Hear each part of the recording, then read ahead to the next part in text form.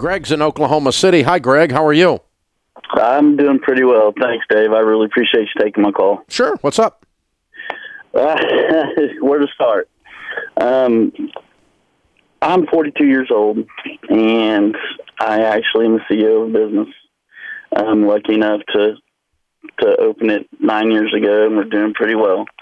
The problem is I really don't have anything to show for it, and I really need advice on how to save. I have two children. I have a 16-year-old daughter and a 12-year-old son. My 16-year-old will be going to college here pretty soon. She's a junior. I'm pretty much scared to death right now. I mean, the problem is we make plenty of money coming in.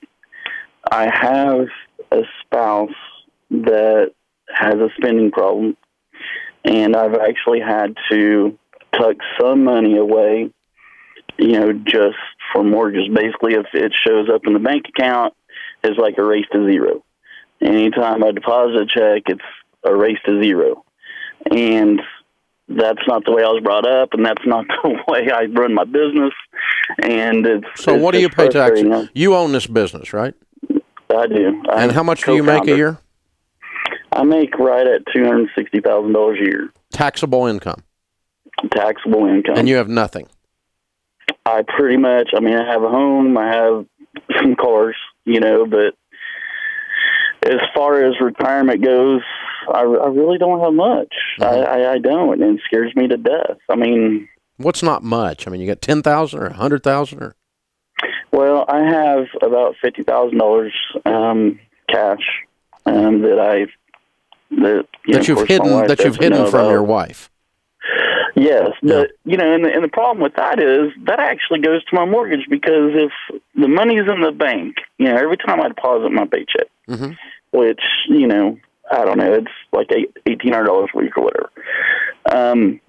It's erased to zero. If I actually left that money in there for that month and went to pay a mortgage, the money wouldn't be there for the mortgage at the end of the month. Yeah. So what happens to the other $160,000 a year?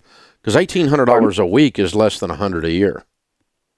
Say that again. I'm sorry. You said you made $260,000, but $1,800 a week is only $100,000. Well, right. It's $110,000. That's my base salary, but we do get shareholder distributions throughout the year. And where do those go? Into that same account?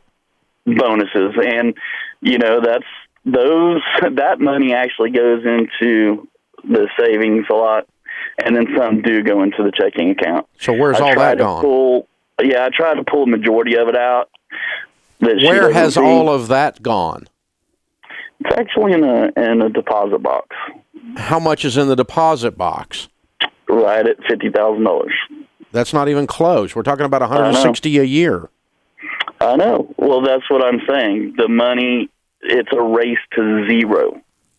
Okay, so when you sit and talking to her about this, that your lives are completely out of control and you're spending like you're freaking in Congress, what does she say? She actually feels really bad about it. She knows that it's wrong. She cries. We've had the come to Jesus talks. I'm going to change. Just give me a cash and allowance. We've tried that. And how old is she? She is 43. And how long have you been married? We've been together since 94, and we were married in 98. So, okay. Is she seeing a counselor? Not for this, but she needs does to. For depression. She needs to. Oh, bipolar? No, it could be. She has not been diagnosed with bipolar. This is a manic behavior. It's absolutely insane, because my daughter, luckily, and here's the thing, and this is her thinking, and from what she says, my daughter is very bright, and as a matter of fact, she turned us on to Dave Ramsey. All right, stop a minute. Just stop. Okay, here's the thing.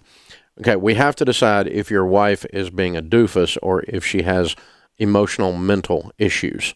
And if she's seeing a counselor for legitimate depression, and it's possible she's manic, that would explain this. in which case you have to treat her as if she's got a mental issue, which she does, and that means she just has no access to money at all.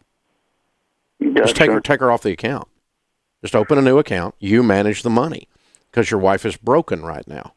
And you care for her as if she's got a drug addiction or as if she's got cancer or as if she's got bipolar. And you take care of her until she walks through the healing process and is able to step back in and make an adult-like emotional contribution to this conversation.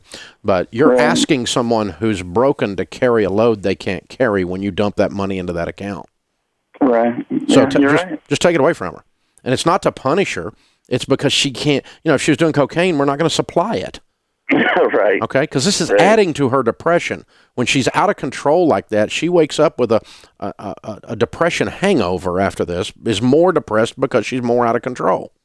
Well, it's, when I get my bank statement, it's Verizon, or not Verizon, but I don't care. Amazon. I don't care. I don't care. What you've been doing is not working. You make $260,000 a year. You have nothing to show for it. There's a big freaking hole in the bucket. Quit using the bucket. Take the bucket away. Just, honey, I love you, and when you need some money, you come to me, and I will give you some money for whatever it is you're working on. But you're off of all accounts until we get your mental illness addressed. Right. Because that's where she is, dude. Yeah, it's easier said than done. No, it's not. No, it's not. No, it's not. Sit down with her and your counselor. Sit down with her and her counselor. Because you're adding to her depression. Right. You're part of her problem. You're right. And so the counselor... enabling it. Exactly. The counselor... Well, you're making it worse because she gets more depressed because she feels like a doofus. Right. And so you need to sit down with the counselor and just go, baby, I'm taking you off of everything. And if she doesn't like that, let's go see a marriage counselor. And the marriage counselor will tell her the same thing if they got a brain in their head. Right, exactly. I just feel like she's sabotaging everything that we've worked for. No, it's because she's sick, buddy. You're right. You can't simultaneously treat her like she's got a mental illness and then on the other side come over here and act like she's a petulant teenager. Now, if she's a petulant teenager... Rationally, I understand. It's not a rational transaction if that's what's going on. And then if it is a rational transaction, then we've just got a maturity princess issue, but that's not... Nothing you've said in this conversation indicates that. Okay. So love her enough. Love her well. Take that responsibility off of her. She has no access to money, as if she's doing cocaine, starting today. And the only access she gives is you lovingly hand out little bits, and then you manage this household for the good of your future and your wife's future, called retirement, and the good of your kids' future. You make a ton of money, and you take control of this. You're the CEO of your house, too, my man. You can do this. And if you need some more help, you call me back.